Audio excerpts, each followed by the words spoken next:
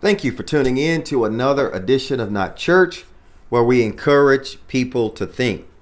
Now, we had started on a message entitled Happy Mother's Day Every Day Because. Happy Mother's Day every day. And we say that it's an everyday thing because every day for a mother, at least, should be a joyful, spirit-filled and excitement-filled life, knowing that they birthed and brought beautiful children into this world. A lot of mothers take that role and responsibility very, very seriously, to the point that they are willing to die for that child. And some parents have a different ideology, and they think that, I birthed this child, and I'm not going to put the full responsibility into raising this child. I'll push this child over to somebody else, or I'll give up on this child, or I'll ignore this child's needs and development in life, physically and behaviorally and every socially and every other way. I'll just ignore everything that I should be doing as a mother in terms of my ability to nurture and care and provide for this child, and I'll just give them to somebody else to raise, or I'll give them over to my mother. Maybe she can raise them. I'm tired. I done been through a lot, and I want to deal with that kind of mother, because that kind of mother is literally a disgrace to motherhood. I know that sounds harsh, and I'm sorry. I don't mean to be mean. But I want to be honest that has to be the lowest thing in the world, for a mother to disconnect herself from the person that she was at one point in her life one with. So she was one with this child. This child fed off of her naturally during the process of childbirth and child rearing. This child literally survived as a host of the mother. And so that child is forever connected to that mother. So for that mother to disconnect herself from that child is heartbreaking. And I know that there's circumstances that happen that, you can say, well, maybe this is excusable, like in the cases of a rape and woman gets pregnant, and we can understand that. But at the end of the day, you cannot just brush over the type of mother that will cut a child off in any way. Now, in the past, our mothers have been traditionally taught to provide. This was their main focus. And even their mothers taught them to provide. Always. In the black community, we have the tragedy of slavery that is in our genealogy. It still affects our parents to this day, and some of us don't realize that. But the thing is, it was passed down from generation to generation to just provide.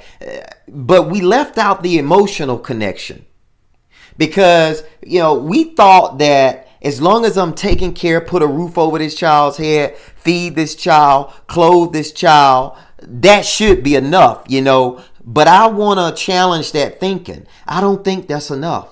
I don't think that it's enough to just provide materially for your child. As a mother, you have to provide emotionally for that child, and it is a lifetime situation. Yeah, so you got to get used to it. Now, there's adjustments along the way.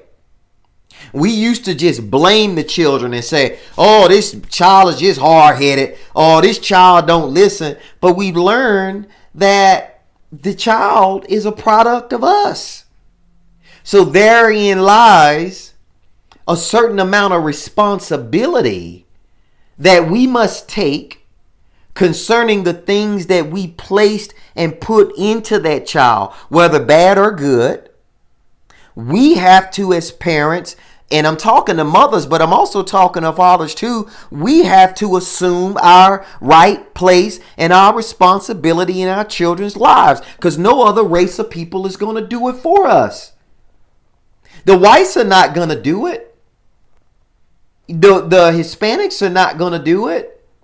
The African Americans or the American Africans are the only persons that can do that for themselves. Slavery did a job on us. Discrimination did a job on us. You know why? Because it taught us don't care that much.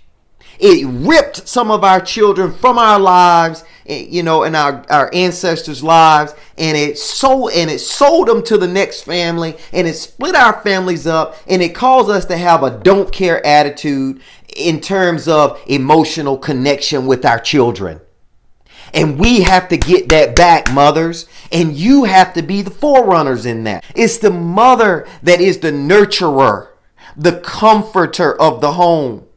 The one that brings those children together, brings that family together as one. It's that mother with that unyielding love that this is my child no matter what. I'm going to love my child. I'm going to take down these walls. I'm going to take down these defenses, and I'm not going to fuss them, and I'm not going to cuss them because that's traumatic for my child. What I'm going to do is I'm going to communicate to them reasonably because I love them so much, and I'm going to respect them as they respect me because I love them so much. And now honor is working both ways. Many years we thought, well, just honor your mother and your father. As if the parents get a pass to treat their children the way they want to. You can just grab your child by the arm at Piggly Wiggly. Grab your child by the arm at Food Line and whip him and be the loudest, the most aggressive person in the grocery store. Traumatize that kid and it's okay. And we supposed to turn around and say, well, happy Mother's Day, Mother. I remember when you did this, but I still love you. Yeah, we love you, but that has to change in the black community if we're going to be better. I'm going to cut it right there. I'm going to have to continue this long message. It's a lot. Thank you for tuning in. Like, comment, subscribe, share with your friends, with your people. And remember, it's okay to think until we meet again. Peace. Everybody won't be on top. Yeah. Whether the roof or the mountaintop. Right.